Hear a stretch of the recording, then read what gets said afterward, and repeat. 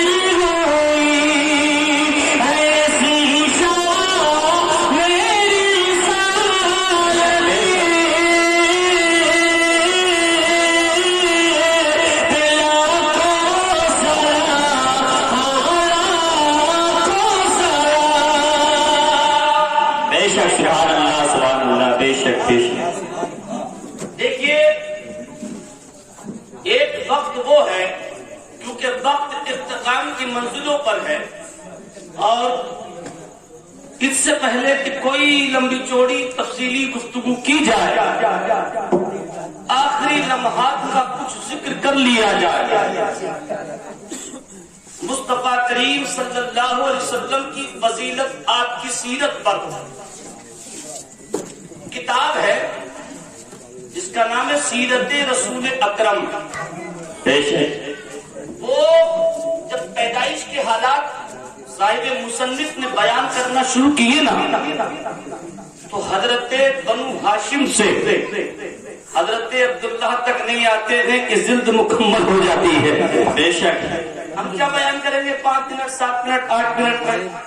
وقت کے حالات ایسے ہیں. اللہ تعالیٰ ہمارے ملک کے حالات کو اچھا کر دے, مسلمانوں کو مولا وقار دے دے, مسلمانوں کے کاروبار کو اچھا کر دے.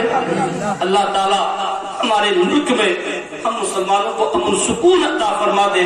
انشاءاللہ زندگی باخیر رہے گی, پڑھتے سنتے سناتے رہیں گے, لیکن یہاں پر چند مختصر سے حالات سنیے اور گفتگو کو اختتامی حالات پر لے کر کے چلو. دیکھیے بات یہ ہے, دیکھیے ہم انسان ہیں, ہم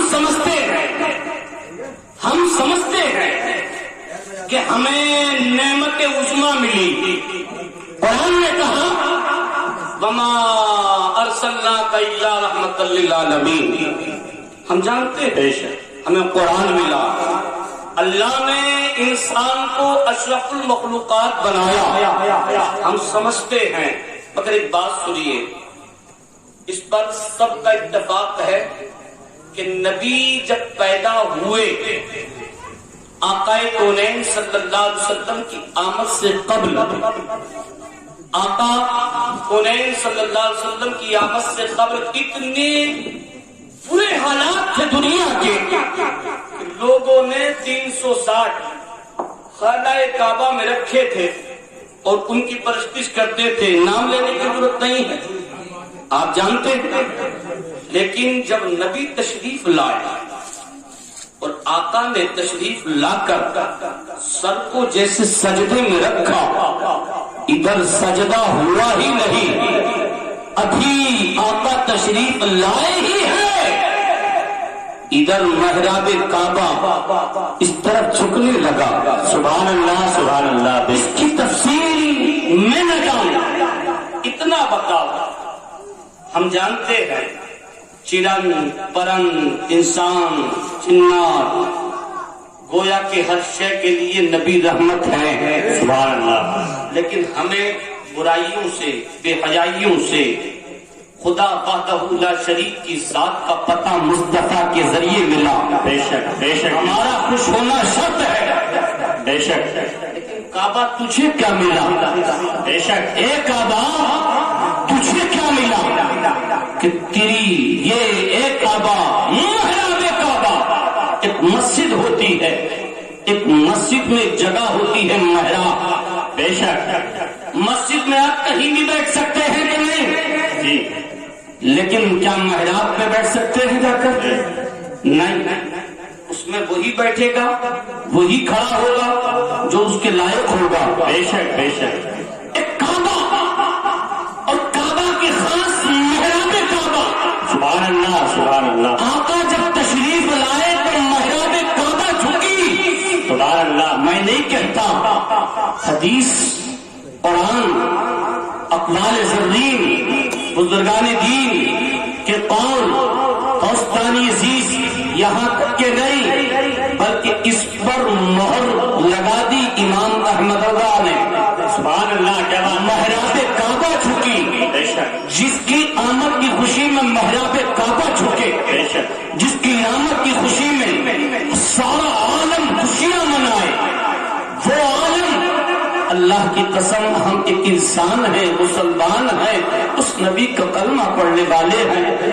ہم اس دن کو 12 وفات کر، ہم اس دن کو 12 وفات کے نام سے تشبیہ دیتے نہیں. پیارے، ہمارے یہاں کی گورنمنٹ آف انڈیا کون ہے؟